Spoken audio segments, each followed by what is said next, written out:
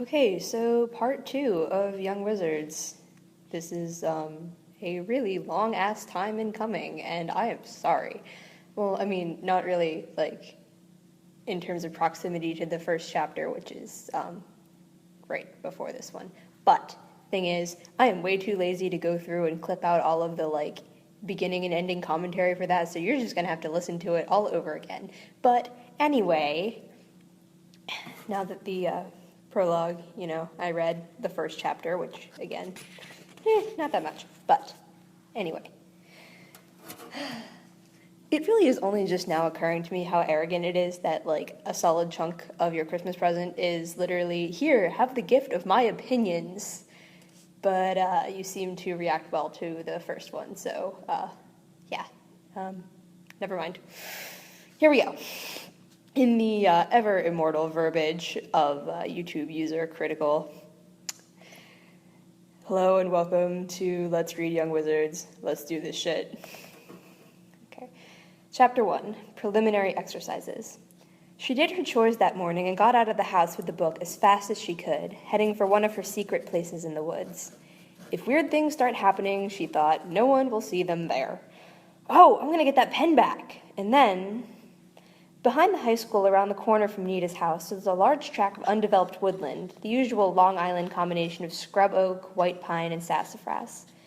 Nita detoured around the school, pausing to scramble over a couple of chain-link fences.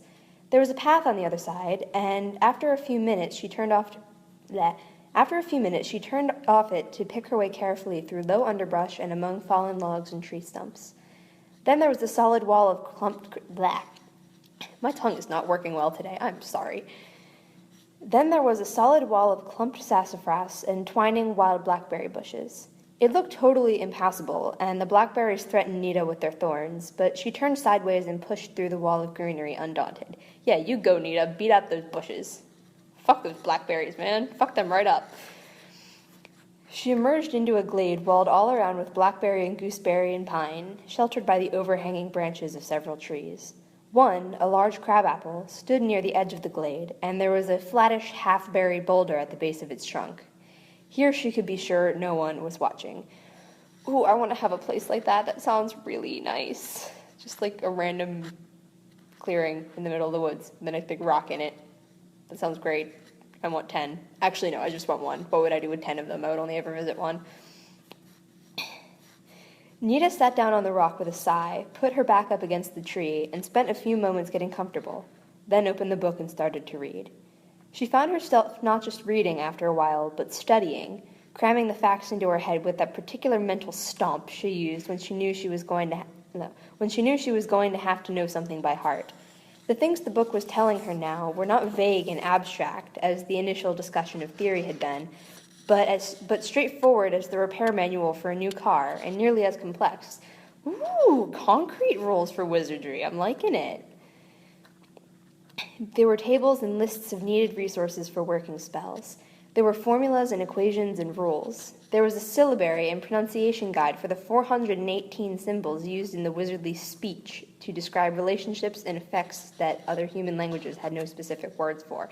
Now that sounds really freaking helpful. I want one of those. Jeez. Like, human languages have no specific words for? I wonder how many times I have a thing that I want to say and I can't, so I just have to make up a really weird, obscure metaphor, but there's a freaking word for it in wizard speak. God damn it. The information went on and on. The book was printed small, and there seemed no end to the things that Nita was going to have to know about. She read about the hierarchy of practicing wizards. Her book listed only those practicing in the U.S. and Canada, though wizards were working everywhere in the world, and she scanned down the listing for the New York area, noticing the presence of advisory wizards, area supervisors, and senior wizards. She read through a list of the, quote, other worlds, unquote, closest to her own, alternative Earths where the capital of the United States was named... God damn it.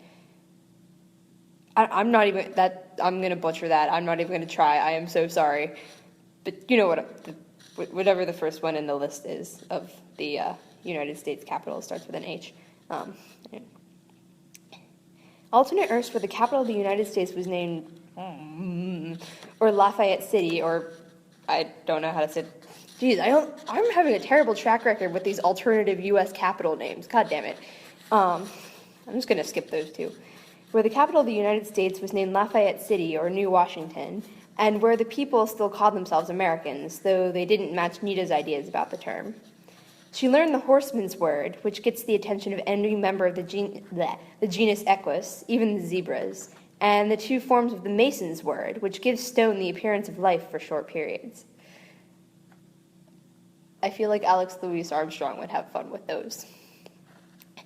One chapter told her about the magical creatures living in cities, whose presence even the non-wizardly people suspect sometimes. Creatures like the steam-breathing fireworms, pack-ratty little lizards that creep through cracks in building walls to steal treasures and trash for their lair hoards under the streets. Nita thought about all the steam she had seen coming up from manhole covers in Manhattan and smiled, for now she knew what was causing it. She read on, finding out how to bridle the nightmare and learning what questions to ask the transcendent pig should she meet him. Do we get to meet the transcendent pig? I want to meet the transcendent pig. Transcendent pig sounds fun. She read about the trees battle, who fought in it, who won it, and why. Ooh, are there Ents now? She read about 40 basic classes of spells and their subclasses. She read about Time Heart, the unreal and eternal realm where the places and things people remember affectionately are preserved as they remember them forever. Ooh, is that what that weird, vision thing she had at the end of the prologue was about? Cool. In the middle of the description of things preserved in their fullest beauty forever and still growing, Nita found herself feeling a faint tingle of unease. She was also getting tired. She dropped the book in her lap with an annoyed sigh, for there was just too much to absorb in one sitting, and she had no clear idea of where to begin. Crud, she said under her breath. I thought I'd be able to make Joanne vanish by tomorrow morning. Nita picked the manual up again and leafed through it to the section labeled Preliminary Exercises. Hey, that's where I am. The first one was set in a small block of type in the middle of an otherwise empty page. To change something, you must first describe it. To describe something, you must first see it. Hold still in one place for as long as it takes to see something. Nita felt puzzled and slightly annoyed. This didn't sound much like magic. But obediently, she put the book down, settled herself more comfortably against the tree, folded her arms, and sighed. It's almost too warm to think about anything serious. What should I look at? That rock over there? Nah, it's kind of a dull-looking rock. That weed. Ooh, look how its leaves go up and around the stem in a spiral. Nita leaned her head back, stared up through the crab tree's branches. That rotten Joanne. Where would she have hidden that pen? I wonder. Maybe if I could sneak into her house somehow. Maybe there's a spell for that. Have to do it after dark, I guess. Maybe I could do it tonight.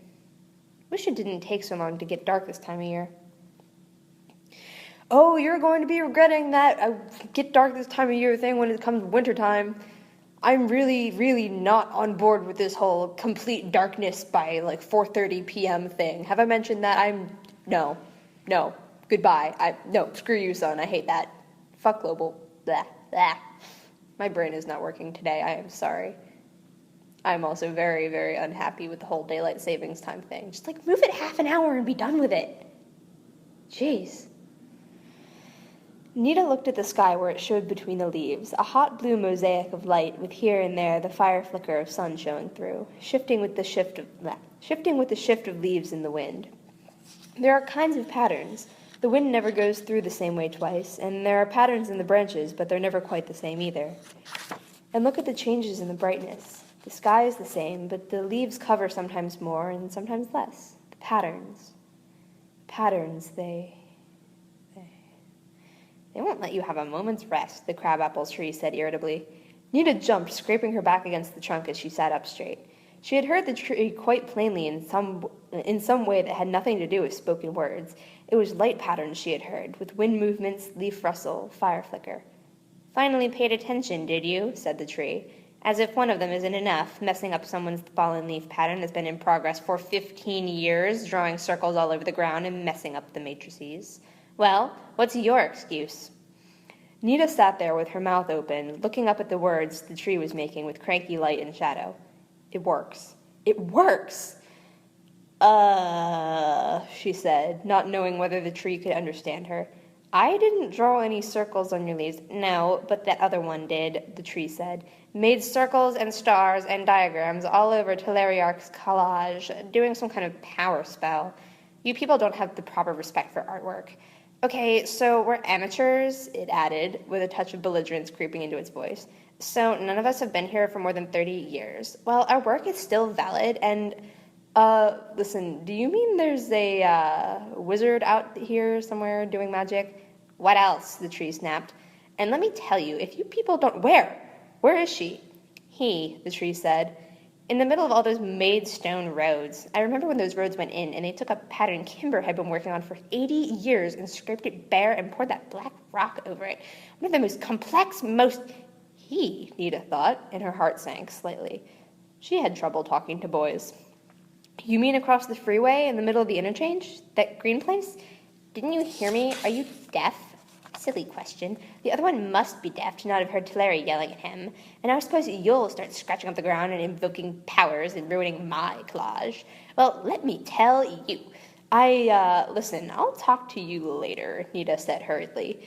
She got to her feet, brushed herself off, and started away through the woods at a trot. Another wizard? My God, the trees! Their laughter at her amazement was all around her as she ran, the merriment of everything from foot-high weeds to 100-foot oaks rustling in the wind. Grave chuckling of maples and alders, titters from the groves of sapling sassafras, silly giggling in the raspberry bushes, a huge belly laugh from the oldest hollow ash tree before the freeway interchange. How could I have never heard them before? Huh, I actually did a voice for that tree. Cool. I'm glad I picked the, right one, kind of a, pretentious art hipster voice. I hope I picked the right pretentious art hipster voice. Shit. Well, whatever.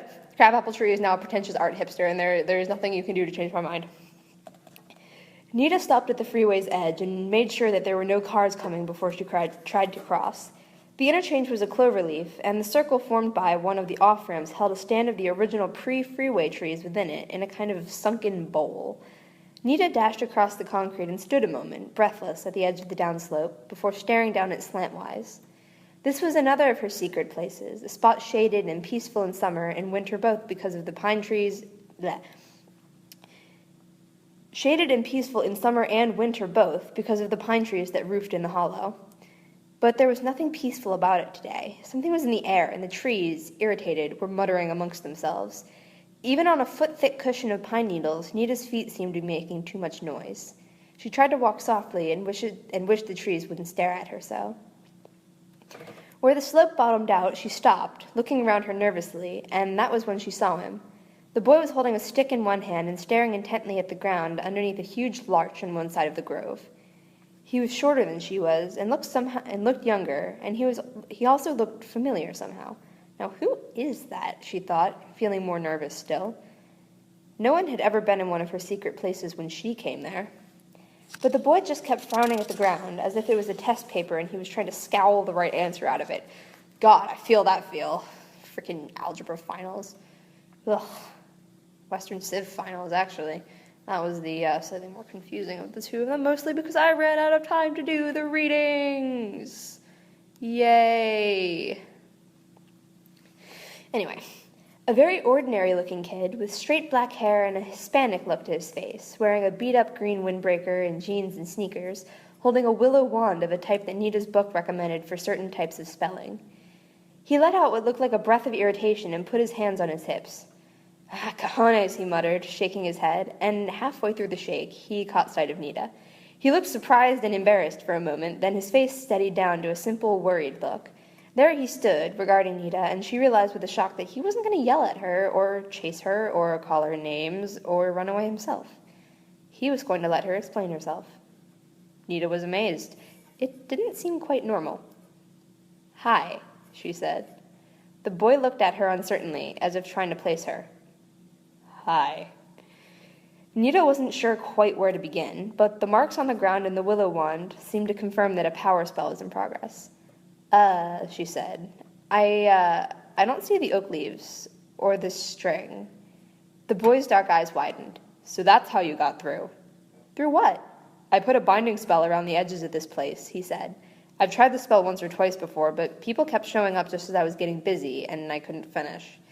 Nita suddenly recognized him. You're the one they were calling crazy last week. Oh, wow, nice, Nita. Good going there. The boy's eyes narrowed again. He looked annoyed. Yeah, you probably should look annoyed. Don't just randomly call people crazy. Well, I mean, I probably have done that at some point, too, just, accidentally regurgitating someone else's insults. But, still, it's not a good thing to do at any rate. Yeah. A couple of the 8th graders found me last Monday. They were shooting up the woods with BB guns, and there I was working, and they couldn't figure out what I was doing, so at lunch the next day they said, I know what they said. It had been a badly rhymed song about the kid who played by himself in the woods because no one else would play with him. She remembered feeling vaguely sorry for the kid, whoever he was. Boys could be as bad as girls sometimes. Kids in general are just kind of dicks to each other. Seriously, kids are dicks. And most of the time they grow up to just be older dicks. I despair for humanity on occasion. But that's not the point. Moving on. I thought I blew the binding too, he said. You surprised me. Maybe you can't bind another wizard out, Nita said. That was it, she thought. If he's not one. I guess not.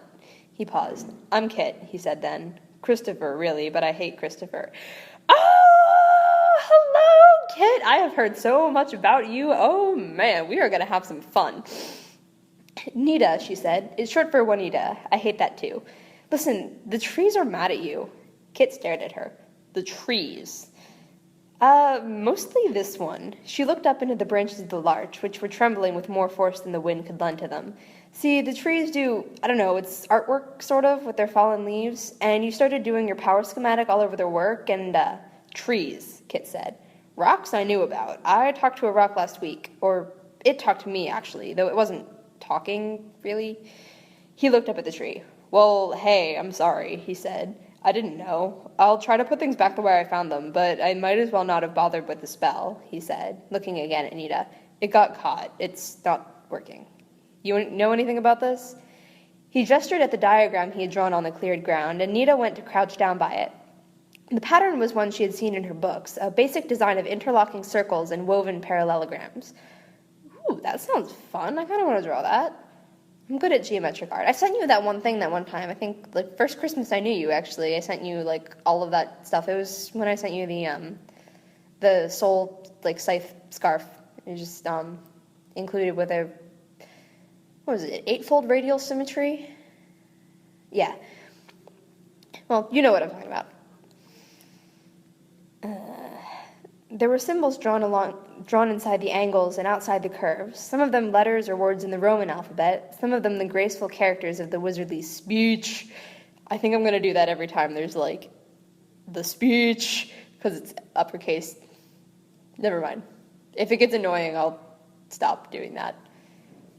But you might have to sit through the rest of the book with me saying speech every time it says speech. I just got my book yesterday, she said. I doubt I'll be much help. What were you trying to get? The power part of it, I can see. She glanced up and found Kit looking with somber interest at her black eye. I'm getting tired of beat up just because I have a Spanish accent, he said. I was going to attract enough power to me so that the big kids would just leave me alone and not start anything. An aura, the book called it. But the spell got stuck a couple of steps in, and when I checked the book, it said that I was missing an element. He looked questioningly at Nita. Maybe you're it. She shook her head. I don't know. I was looking for a spell for something different. Someone beat me up and stole my best pen. It was a space pen. Space pen! The kind the astronauts have, and it writes on anything, and I always took my test with it, and I always pass when I use it, and I want it back. She stopped and added, and I guess I wouldn't mind if they didn't beat me up anymore either. We could make a finding spell and tie it into this one, Kit said. Yeah? Well, we better put these needles back first. Yeah. Kit stuck the willow wand into his back pocket as he and Nita worked to push the larch's needles back over the cleared ground. Where'd you get your book? Nita said. In the city, about a month ago. My mother and father went out antique hunting. There's this one part of 2nd Avenue where all the little shops are, and one place had this box of secondhand books, and I stopped to look at them because I always look at old books, and this one caught my eye. My hand, actually. I was going after a Tom Swift book underneath it, and it pinched me. Nita chuckled. Mine stabbed me in the library, she said. I don't know. I didn't want Joanne. She's the one who beat me up. I didn't want her to get my pen, but I'm glad she didn't get this. She pulled her copy of the book out of her jacket as Kit straightened up beside her. She looked over at him. Does it work? She demanded. Does it really work? Kit stood there for a moment, looking at the replaced needles. I fixed my dog's nose, he said. A wasp stung him, and I made it go down right away. And I talked to the rack. He looked up at Nita again. Come on, he said. There's a place in the middle where the ground is bare. Let's see what happens. Together they walked to the center of the hollow, where the pine trees made a circle open to the sky and the ground was bare dirt. Kit pulled out his willow wand again and began drawing the diagram again. This one I know by heart, he said. I've started it so many times. Well, this time for sure. He got his book out of his back pocket and consulted it again, beginning to write symbols into the diagram. Would you look and see if there's anything else we need for a finding spell? Sure. Nita found the necessary section in the index of her book and checked it. Just an image of the thing to be found, she said. I have to make it while you're spelling. Kit, do you know why this works? Leaves, pieces of string, designs on the ground? It doesn't make sense. Kit kept drawing. There's a chapter on advanced theory in there, but I couldn't get through it all the way. The magic is supposed to have something to do with interrupting space. Huh? Listen, that's all I could get out of it. There's this one phrase they kept turning up. Temporospatial claudication. I think that's how you say it.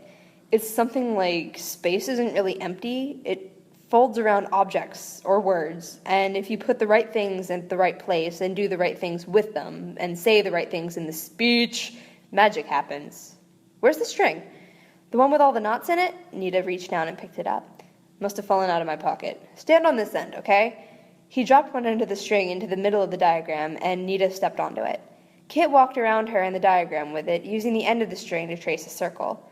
Just before he came to the place where he'd started, he used the willow wand to make a sort of figure-8 mark, a, quote, wizard's knot, the book had called it, and closed the circle with it. Kit tugged at the string as he stood up. Nita let it go, and Kit coiled it and put it away.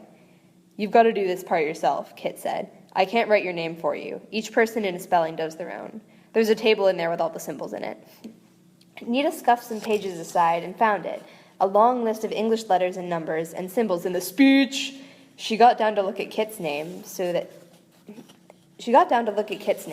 she could see how to write hers, and group by group began to puzzle the symbols out. Your birthday's August 25th? Uh-huh. Nita looked at the symbol for the year. They skipped you a couple grades, huh? Yeah, it's rotten, Kit said, sounding entirely too cheerful as he said it. Nita knew that tone of voice. It was the one in which she usually answered Joanne while trying to hide her own fear of what was sure to happen next. It wouldn't be so bad if they were my age, Kit went on, looking over Nita's shoulder and speaking absently. But they keep saying things like, if you're so smart, how come you talk so funny? His imitation of their imitation of his accent was precise and bitter. They make me sick. Trouble is, they outweigh me. Nita nodded and started to draw her name on the ground, using the substitutions and symbols that appeared in her manual. Some of them were simple and brief. Some of them were almost more complex than she believed possible, crazy amalgams of curls and twists and angles like those an insane stenographer might produce. She did her best to reproduce them and tied all the symbols together, fastening them into a circle with the same wizard's knot Kit had used on the outer circle and on his own name. Done? Kit asked. He was standing up again, tracing the outer circle around one more time. Yep. Okay. He finished the tracing with another repetition of the wizard's knot and straightened up. Then he put his hand out as if to feel something in the air. Good, he said. Here, come check this out. Check what? Nita got up and went over to Kit. She put out her hand as he had and found that something was resisting the movement of her hand through the air, something that gave slightly under increased pressure, like a mattress being pushed down and then springing back up again. Nita felt momentarily nervous. Can air get through this? I think so. I didn't have any trouble the last couple times I did it. It's only supposed to seal out unfriendly influences. So they're friendly influences. Is it too early to start shipping them? Like, is that a thing that I can do? Or rather, is that not a thing that I can I ship them? Is that a thing that I can do? Because I already kind of do, and it would, yeah, screw it, I ship them already, I do. I'm gonna have a fun time later on, aren't I? Nita stood there with her hands resting against nothing, and the nothing supported her weight. The last of her doubts about the existence of magic went away. She might have imagined the contents of the book, or been purposely misreading. She might have dozed off and dreamed the talking tree. But this was daylight, the waking world, and she was leaning one-handed on empty air. "Those guys who came across you when you had this up," she said, "what did they think?" "Oh, it worked on them too. They didn't even understand why they couldn't get at me. They thought it was their idea to yell at me from a distance. They thought they were missing me with the BB guns on purpose, too, to scare me." Jeez, kids were shooting at him? God damn it. Screw that, man. Jeez, both of these kids are way too good for this awful world. Why are people such dicks to them? Like, what's the deal with that? I am not on board for that. Ugh. Anyway, moving on. "They thought they were missing me with the BB guns on purpose, too, to scare me. It's true what the book said. There are people who couldn't see a magic if it bit them." He glanced around at the finished circle. "There are other spells like this that don't need drawings after you do them the first time, and when you need them, they're there really fast. Like if someone's about to try beating you up. People just kind of skid away from you." "I bet," Nina said with relish. Thoughts of what she might be able to do to Joanne flickered through her head, but she pushed them aside for the moment. "What next?"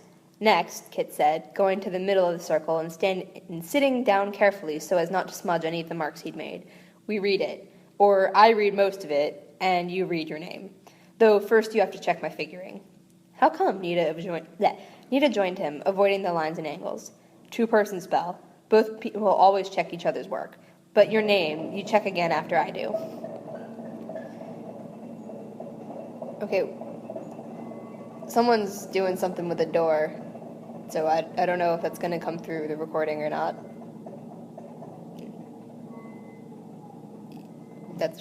Okay, it stopped. Sorry. I did not intend for that to happen. Anyway. Yeah. Kit was already squinting at Nita's squiggles, so she pulled out her book again and began looking at the symbols Kit had drawn in the dirt. There were clearly two sides to the diagram, and the book said they both had to balance, like a chemical equation. Most of the symbols had numerical values attached for ease in balancing, and Nita started doing addition in her head, making sure both sides matched. Eventually, she was satisfied. She looked again at her name, seeing nothing wrong. "Is it okay?" "Yeah," Kit leaned back a little. "You have to be careful with names," it says. "They're a way of saying what you are. And if you write something in a spell that's not what you are, well..." "You mean you change because the spell says you're becoming something else than what you are? You become that?" Kit shrugged, but he looked uneasy. "A spell is saying that you want something to happen," he said. "If you say your name wrong..." Nita shuddered. "And now?" "Now we start. You do your name when I come to it. Then the goal part down there. Since it's a joint goal, we say it together. Think you can do it okay if I go slow?" "Yeah." Kit took a deep breath with his eyes closed, then opened his eyes and began to read. Nita had never heard a voice speaking a spell aloud before, and the effect was strange. Ever so slightly, ever so slowly, things began to change around her. The tree-sheltered quiet grew quieter. The cool light that filtered through the canopy of branches grew expectant, fringed with secrecy the way things seem through the edge of a lens are fringed with rainbows. Nita began to feel as if she were caught in the moment between a very vivid dream and the awakening from it. There was that feeling of living in another body, of being aware of familiar surroundings and the realities of the daylight world waiting to be resumed, yet at the same time seeing those surroundings differently, colored with another sort of light, another kind of time. On one level, Nita heard Kit reciting a string of polysyllables that should have been meaningless to her, words for symbols, pieces of words, babble. Yet she could also hear Kit talking, saying casually, and, it seemed, in English, "We need to know something, and we suggest this particular method of finding the information." And the words didn't break the expectancy, the listening silence. For once, for the first time, the dream was real while Nita was awake. Power stirred in the air around her and waited for her to shape it. Magic. Ooh, is there kind of like a all-speak thing going on here? Like anything that's said, with the speech is, like, understandable, like, to everybody, that'd be cool. That'd be really freaking helpful. I mean, it makes sense, because the speech is all about, like, words that there is no human language that, like, covers whatever word it is that you're using, then it would make sense that it would sort of, like, Babel fish translate itself to, like, whoever's listening in. You said that they actually get really in-depth with the, like, mechanics of the magic and stuff later in, right? I'm definitely looking forward to that. This is interesting. She sat and listened to Kit. With each passing second, she could catch more clearly the clean, metallic taste of the equation as it began to form itself, flickering chill and bright in her mind. Kit's speech was giving it life, and with quiet, flowing efficiency, it was going about its purpose. It was invoking the attention of what Nita might have called physical laws, except that there was nothing physical about them. They had to do with flows of a different kind of They had to do with flows of a kind of power as different from ordinary energy as energy was from matter. The equation stretched and coiled and caught those powers within itself as the words wove it. Nita and Kit were caught in it too. To Nita, it seemed as if, without moving, she held out her hands, and they were taken, by Kit and by the spell itself, and by the ponderous powers caught across from her in the dance. There was a pause. Kit looked across the diagrams at her. Nita scowled at the symbols beside her and began to read them, slowly and with some hesitation, naming herself one concept or one symbol at a time, binding herself into the spell.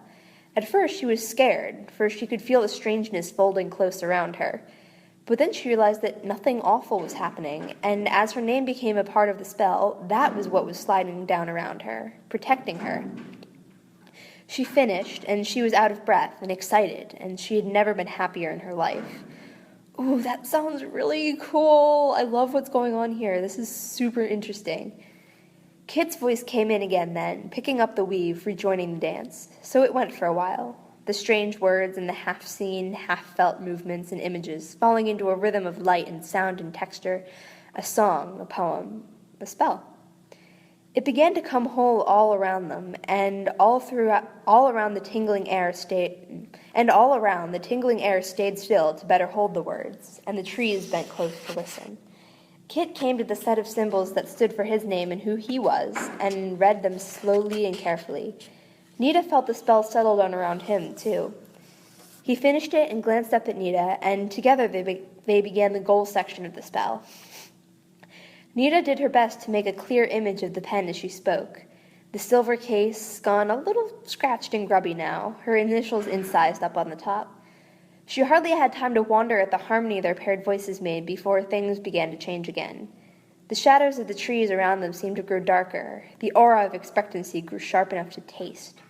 The silence became total, and their voices fell into it as into a great depth. The formula for their goal, though longer than either of their names had been, seemed to take less time to say. And even stranger, it began to sound like much more than just finding a pen and being left alone. It began to taste of starfire and night and motion, huge and controlled, utterly strange. Saying the formula left Kit and Nita breathless and drained, as if something powerful had briefly been living and speaking through them and had worn them down. They finished the formula together and gulped for air, and looked at each other in half-frightened expectation, wondering what would happen next. Okay, I'm seeing some, like, serious parallels to the whole, like, soul resonance thing going on here. Like, hello. Yes, I'm on board for this. I can see this. Yeah, all right. That was cool. Holy crap. Wow.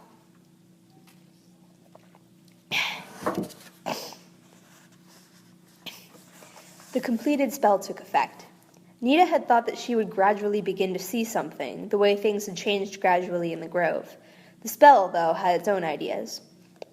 Quick as a gasp, it slammed them both out of one moment and into another, a shocking, wrenching transition, like dreaming that you'd fallen out of bed. Wham! Instinctively, they both hung on to the spell as if onto a railing, clutching it until their surroundings steadied down. The darkness had been replaced by a lowering, sullen-feeling gloom. They looked down as if from a high balcony onto a shadowed island, prisoned between chill rivers and studded with sharp spikes of iron and cold stone. "Manhattan?" Kit asked anxiously, without words. Nita felt frozen in place, like a statue, and couldn't turn to answer him. The spell was holding her immobile. "It looks like Manhattan," she said, feeling just as uneasy. "But what's my pen doing there?" Kit would have shaken his head if he could have. "I don't get it. What's wrong here? This is New York City, but it's never looked this awful, this dirty and nasty and..." He trailed off in confusion and dismay. "Ooh, are they looking into one of those, other, alternate New Yorks, like she mentioned? Under the tree, the annoying hipster tree?" Nita looked around her. It was hard to make out anything on the island. There was a murky pall over the city that seemed more than just fog. There was hardly any traffic that she could see, and almost no light. In fact, in all of Manhattan, there were only 2 light sources. In one place on the island, the East 50s it looked like, a small point of brittle light seemed to pulse right through steel and stone, throbbing dully like a sown seed of wildfire waiting to explode. The pulses were irregular and distressing, and the light was painful to look at. Some blocks to the south, well into the financial district, near the south end of the island, another fire burned, a clear white spark like a sunseed, beating regularly as a heart. It was consoling, but it was very small. "Now what?" Nita said. "Why would my pen be in this place?" She looked down at the dark, grainy air below them, listened to the brooding silence like that of a beast of prey ready to spring, felt the sullen buildings hunching themselves against the oppressive sky, and then felt the something, malevolent and alive, that lay in wait below, a something that saw them, was conscious of them, and was darkly pleased. "Oh boy, they just got caught up in the, frickin', I don't know, Young Wizard's Eye of Sauron or something. I can tell. That is a big bad. Okay, they're gonna have some fun with that. When I say fun, I mean probably skirting very close to death and doom and destruction and other depressing words that start with D. Like death. I don't want either of them to die. I'm already attached to them. Please, Eye of Sauron, whatever you are, Lone Power. It was a Lone Power, right? Yeah, Lone Power. Go away! Or, if it wasn't the Lone Power, then it might have been, friggin' 1984 style, creepy, gross, apocalyptic New York Big Brother, staring at them across the dimensions. But either way, anything that is big and malevolent and anything involving darkly pleased and malevolent in, the same sentence is a bad. I have a really bad feeling about this. I have so many bad feelings about this. It's unreal. "Kit, what's that?" "It knows." Kit's thoughts sang with alarm like a plucked string. "It knows we're here. It shouldn't be able to, but Nita, the spell's not balanced for this. If that thing grabs us or holds us somehow, we won't be able to get back." Nita felt Kit's mind start to flick frantically through the memories of what he had read in the wizard's manual, looking for an idea, for something they could do to protect themselves. She held very still and looked over his shoulder at his thoughts, even though part of her trembled at the thought of that dark presence that was even now reaching towards them, lazy, curious, deadly. Abruptly, she saw something that looked useful. "Kit, stop! No, go back one, that's it. Look, it says if you got an imbalance, you can open out your side of the spell to attract more power." Yeah, but if the wrong kind of power answers, we're in for it. "We're in for it for sure, if that gets us," Nita said, indicating the huge, hungry darkness billowing upwards towards them like a cloud. "Look, we'll make a hole through the spell big enough for something friendly to fall into, and we'll take potluck." Nita could feel Kit's uncertainty as he started choosing from memory the words and symbols he would need. "All right, but I don't know, if something worse happens..." "What could be worse?" Nita hollered at Kit, half in amusement, half in fear. The hungry something drew closer. Kit started to answer, then forgot about it. "There," he said, laying the equation out in his mind. "I think that's all we need." "Go ahead," Nita said, watching anxiously as their pursuer got closer, and the air around them seemed to grow thicker and darker yet. "You say it. Just tell me what to do and when." "Right," Kit said, and began speaking in his mind, much faster than he had during the initial spelling. If that first magic had felt like the weaving of a whole, this one felt like ripping something apart. Their surroundings seemed to shimmer uncertainly. The dark skyline and lead-gray sky rippled like a wind-stirred curtain. Even that stalking presence seemed to hesitate in momentary confusion. "Push," Kit said suddenly. "Push right there." Nita felt the torn place that Kit had made in the spell, and she shoved clumsily at it with her mind, trying to make the hole larger. "It's giving now, hard," Kit said, and Nita pushed until pain stabbed and stabbed again behind where her eyes should have been. And at the moment she thought she couldn't possibly push anymore, Kit said one short, sharp syllable and threw the spell wide open like a door. It was like standing at the core of a tornado which, rather than spinning you away to Oz, strips the roof off your home, opens the house walls out flat as the petals of a plaster flower, and leaves you standing confused and disbelieving in the heart of a howling smoke and damned voices. Or like moving through a room full of people, every one of whom tries to catch your eye and tell you the most important thing that has ever happened to him. Nita found herself deluged in fragments of sights and sounds and tastes and feelings and thoughts not her own, a madly coexisting maelstrom of imageries from other universes, other Earths, other times. Most of them she managed to shut out by squeezing her mind shut like eyes and hanging on to the spell. She sensed that Kit was doing the same, and that their stalker was momentarily as bewildered as they were by what was happening. The whirling confusion seemed to be funneling through the hole in the spell, like water going down a drain. Things, concepts, creatures too large or too small for the hole fell through it, or past it, or around it. But sooner or later, something just the right size would catch. "Hope we get something useful," Nita thought desperately. "Something bigger than that thing, anyway." And thump! Something fitted into the hole with snug precision, and the crazy whirling died away, and the two of them had company in the spell web. Something small, Nita felt. Very small. Too small. But no, it was big, too. Confused, she reached out to Kit. "Is that it? Can we get out now? Before the what's-its-name?" The what's-its-name shook itself with a ripple of rage and hunger that Kit and Nita could feel even at a distance. It headed towards them again, quickly, done with playing with them. "Uh-oh," Kit said. "Let's get out of here." What in the," said a voice that neither of them recognized. "Out," Kit said, and hooked the spell into the added power that the newcomer provided, and pulled. Plain, pale daylight came down around them, heavy as a collapsed tent. Gravity yanked at them. Kit fell over sideways and lay there panting on the ground like someone who's run a race. Nita sagged, covered her face, bent over double, right down to the ground, struggling for breath.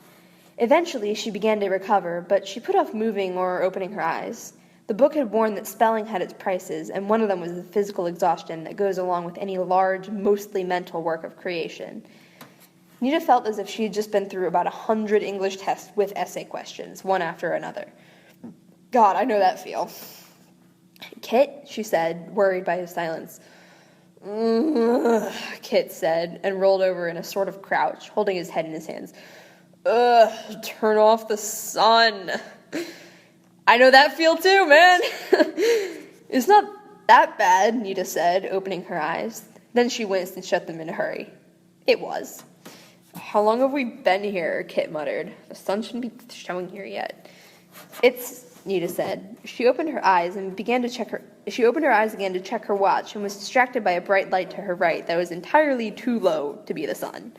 She squinted at it and then forgot what she had started to say. Hanging in midair about 3 feet away from her, inside the circle, was a spark of eye-searing white fire. It looked no bigger than a pinhead, but it was brilliant all out of proportion to its size, and was giving off a light about as bright as that of a 200-watt bulb without a shade. Okay, I have absolutely no context for what a 200-watt bulb is. I'm just going to assume that just means really fucking bright. The light bobbed gently in midair, up and down, looking like a will-o'-the-wisp plugged into too powerful a current and about to blow out. Nita sat there with her mouth open and stared. "Oh my God, Nita, why are you staring? Did no one ever tell you not to stare at the fucking sun? Don't stare at the fucking sun, Nita. Do not do that. That is a bad idea. That is a terrible idea. Just get some sunglasses at least. Like, whoever you're staring at, they're too hot damn. Get some sunglasses, Nita, please." The bright point dimmed slightly, appeared to describe a small, tight circle so that it could take in Kit, the drawn circle, trees and leaves in the sky. Then it came to rest again, staring back at Nita. Though she couldn't catch what Kit was feeling now that the spell was over, she could feel the light's emotions quite clearly. Amazement, growing swiftly into unbelieving pleasure. Suddenly it blazed up white-hot again. "Dear Artificer," it said in a bemused delight, "I have blown my quanta and now gone to... I've blown my quanta and gone to the good place." Nita sat there in silence for a moment, thinking a great many things at once. She thought. And so I wanted to be a wizard, huh? Serves me right. Something falls into my world and thinks it's gone to heaven. Boy, is it gonna get a shock. And what in the world is it, anyway? "Kit," Nita said. "Excuse me a moment," she said, nodding with abrupt courtesy at the light source. "Kit!" She turned slightly and reached down to shake him by the shoulder. "Kit! Come on, get up, we have company!" Kit said, scrubbing at his eyes and starting to straighten up. "Oh, no, the binding didn't blow, did it?" "Nope, it's the extra power you called in. I think it came back with us." "Oh," Kit said, as he finally managed to focus on the sedately hovering brightness. "Oh, it's, Right," Nita said. "It says," she added, "that it's blown its quanta. Is that dangerous?" "Dangerous?" It laughed inside, a crackling sound like an overstimulated Geiger counter. "Artificer, child, it means that I am dead." Child wasn't precisely the concept it used. Nita got the fleeting impression of a huge volume of dust and gas contracting gradually toward a common center, slow, confused, and nebulous. She wasn't flattered. "Maybe you won't like hearing this," Anita said, "but I'm not sure this is the good place. It doesn't seem that way to us, anyhow." The light drew a figure 8 in the air, a shrug. "It looks that way to me," it said. "Look how orderly everything is, and how much life there is just in one place. Where I come from, even a spore's worth of life is scarcer than the atoms in a comet's tail." "Excuse me," Kit asked, "but what are you?" It said something Nita could make little sense of. The concept she got looked like page after page of mathematical equations. Kit raised his eyebrows. "It uses the speech, too," he commented as he listened. "So, what is it?" Kit looked confused. "Its name says that it came from way out in space somewhere, and it has a mass equal to 5 or 6 blue-white giant stars and a few thousand-odd planets. Holy shit! And it emits all up and down the matter-energy spectrum, all kinds of light and radiation and even some subatomic particles." He shrugged. "You have any idea what that is?" Nita stared at the light in growing disbelief. "Where's all your mass?" she asked. "If you have that much, the gravity should have crushed us up against you in the minute you showed up." "Elsewhere," the light said offhandedly. "I have a singularity-class temporospatial claudication." "A warp," Nita whispered.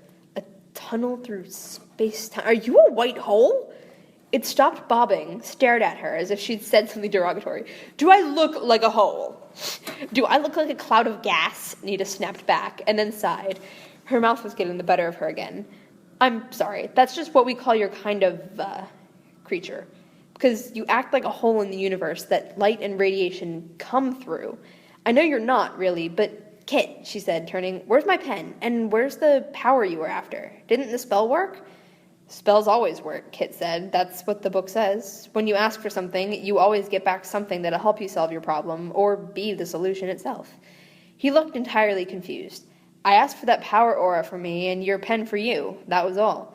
If we got a white hole, it means he's the answer." "If he's the answer," Nita said, bemused, "I'm not sure I understand the question." "This is all fascinating," the white hole said, "but I have to find a functional advisory nexus in a hurry. I found out that the naming of lights has gone missing, and I managed to find a paradimensional net with enough empty loci to get me to an advisory with hurry. But something seems to have gone wrong. Somehow, I don't think you're advisories." No," Kit said. "I think we called you." "You called me," the white hole regarded Kit with "You called me?" The white hole regarded Kit with mixed reverence and amazement. "You're one of the powers born of life? Oh, I'm sorry I didn't recognize you. I know you can take any shape, but I'd always thought of you as being bigger, a quasar or a meganova." The white hole made a feeling of rueful amusement. "It's confusing being dead." "Oh, brother," Kit said. "Look, you're not, just not. We made a spell, and we called you. I don't think you're dead. If you say so, the white hole said, polite but doubtful. You called me, though? Me personally. I don't think we've met before. No, we haven't, Nita said, but we were doing this spell and we found something, but something found us too, and we wouldn't have been able to get back here unless we called in some extra power, so we did, and it was you, I guess. You're not mad, are you? She asked timidly. The thought of what a live, intelligent white hole might be able to do if it got annoyed scared her badly. Mad? No. As I was saying, I was trying to get out of my own space to get the news to someone who could use it, and then all of a sudden there was a paranet with enough loci to handle all the dimensions I carry, so I grabbed it. The white hole made another small circle, looking around him curiously. Maybe it did work. Are there advisories on this, what is this, anyway? Kit looked at Nita. Huh? This, the white hole said. All of this. He made another circle. Oh, a planet, Nita said. See, there's our star. She pointed, and the white hole rotated slightly to look. Artificer within us, he said. Maybe I have blown my quanta after all. I always wanted to see a planet, but I never got around to it. Habit, I guess. You get used to sitting around emitting X-rays after a while, and you don't think of doing anything else. You want to see some? He asked suddenly. He sounded a bit insecure. Maybe you'd better not, Nita said. How come? They're really pretty. We can't see them, and besides, we're not built to take hard radiation. Our atmosphere shuts most of it out. A real planet, the white hole said, wondering and delighted, with a real atmosphere. Well, if this is a planet, there could be an advisory around here somewhere. Could you help me find one? Kit looked uncertainly at the white hole. Sure, but do you think you could help me find some power and Nita get her pen back? The white hole looked Kit up and down. Some potential, he muttered. I could probably have you emitting light pretty quickly if we work together on a regular basis. Maybe even some alpha. We'll see. What's a pen? What's your name? Kit asked. I mean, we can't just call you Hey You all the time. True, the white hole said. My name is Kyrella Koblepara. I don't even know. And at just a long ass jumble of letters and syllables and stuff that I do not know how to pronounce. It's just making a big sort of noise in my brain right now. I'm sorry.